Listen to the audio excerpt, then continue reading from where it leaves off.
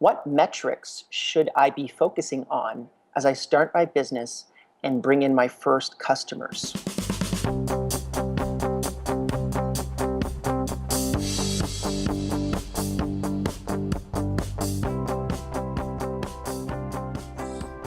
Now, there's a couple different metrics that I would look at. So, I mean, I'll bring you through how I think that what metrics you should track today, because you said you're starting your business and you're getting your first customers. So I'll discuss what kind of metrics you should track there. And then I'm also going to tell you what kind of metrics we track within our company. Okay, because I think those are two very different things. Different evolutions in the company require different metrics to track. So I guess I'll give you the metrics that we tracked at the very beginning of Staff.com and Time Doctor, and that's engagement. So for us, we're running basically a SaaS business, right? We're basically running a software as a service business. Time Doctor is the time tracking technology, and then Staff.com is the actual employment network that is connected very intimately with our tracking technology. So they're both sort of the same package. The metrics that we tracked initially were engagement. So if I hire an employee, is that employee being used? If I, as an employer, so one of my customers, hires an employee, how long does that employee stay engaged with the employer? So how many hours are they working for them every day? Week 1, are they working 40 hours? And then week 2, are they working 30 hours? And week 3, are they working 20 hours? You need to be able to track that to be able to figure out, are these people becoming more engaged or less engaged? Because if they're becoming less engaged, that's bad news. You're not going to have a customer for that much longer.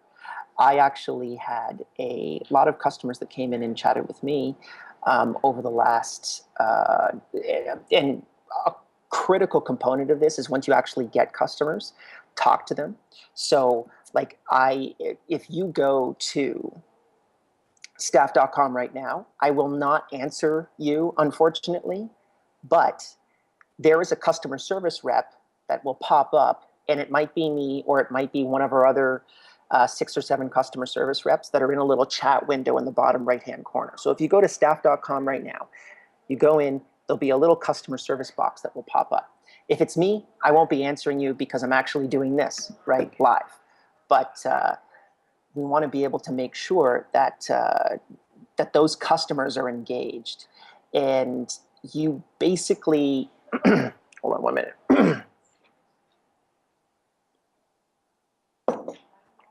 Ridiculous tea problems that I'm having right now. We're low on tea, so I'm down to my very last matcha. So you want to be able to talk to every single customer that comes in the door, and you want to find out what they're about. So that's what I call building a customer avatar. Usually our customer avatar, my personal customer avatar, is about 30 to 40 pages. I ask 10 big questions. So, and I try to answer those questions based off of the conversations that I have with customers that just pop in. And if you don't have a chat app or anything like that, go to where your customers are and start asking them questions. So let's say you wanted to open a coffee shop, go to Starbucks, get a Starbucks card, right? I have a Starbucks app, and just ask customers and say, hi, my name's Liam. I would love to talk to you for 5 minutes about coffee. Can I buy you a free cup of coffee to chat with me for 5 minutes? And you'll get a couple people that will freak out, but don't worry about it. It's just fine. The majority of people will take free stuff from you. Buy them a cup of coffee and talk their head off for 5 minutes about what they want to know, or their fears and frustrations about coffee. So the questions we'll have in this customer avatar are, what are your frustrations about the product? What are you not happy about the product? What are your fears about the product? Or what are your fears about business in general, if I'm going back to Staff.com? Where do you see yourself in 5 years? Um, where do you feel like you will? What's the ideal outcome from the solution that I'm going to provide you? So if I put together a solution, what does that solution look like? And then what's the ideal outcome? So, will you have less stress in your life? Will you be able to run your company 24 hours a day? Will you be able to get high quality labor at a reasonable price? Will you be able to have employees that stick with you not just for a week or two, but months to years? That's basically staff.com. And, and then the negative effects of what you do if what's going to happen if you don't get this product.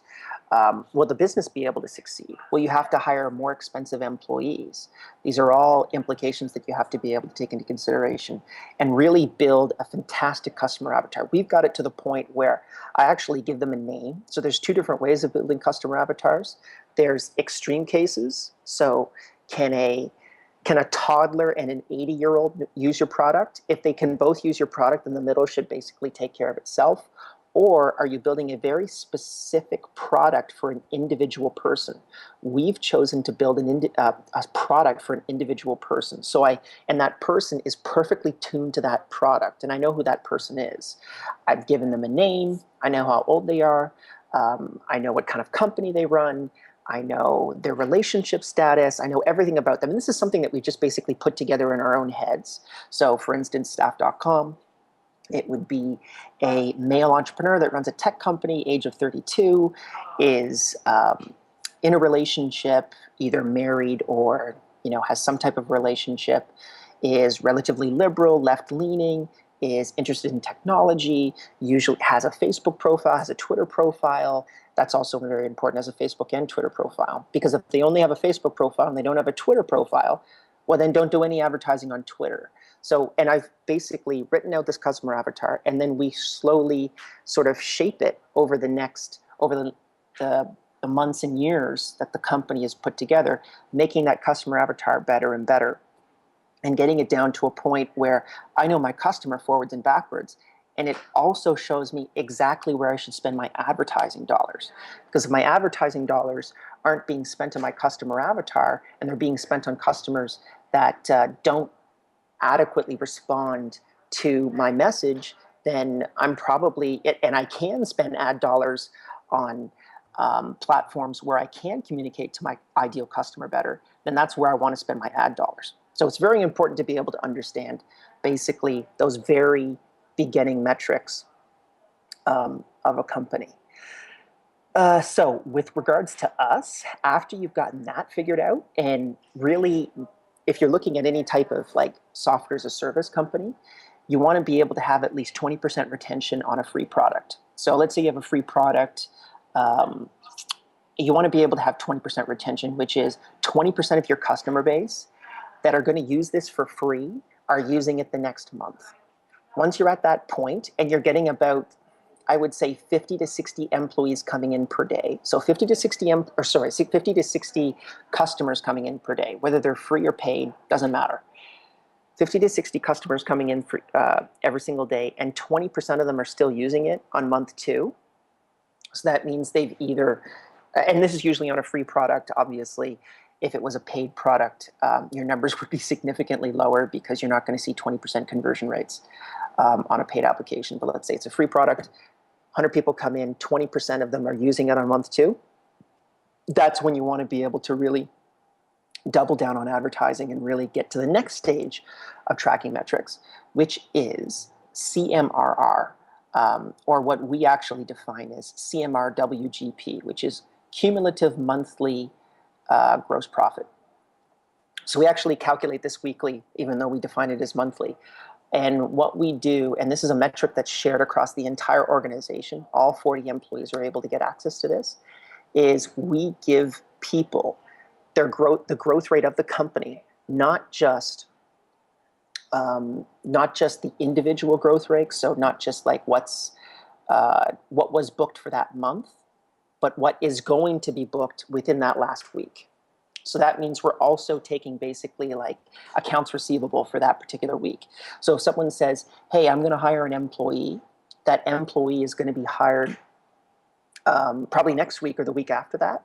But once the actual employer says yes and they put in their credit card information and we've defined it as a hire, we count that into our CMRW GP. And that number is added every single week. And then we have the add up for the entire month.